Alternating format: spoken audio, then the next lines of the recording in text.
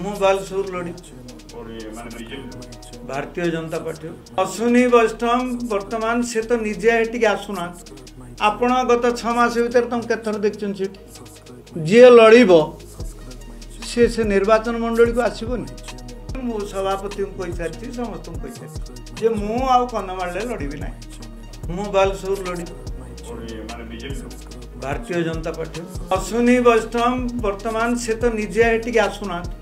आपण गत 6 मास भीतर तुम केथर देखछन सीट जी लड़ब से निर्वाचन मंडली को आसबनी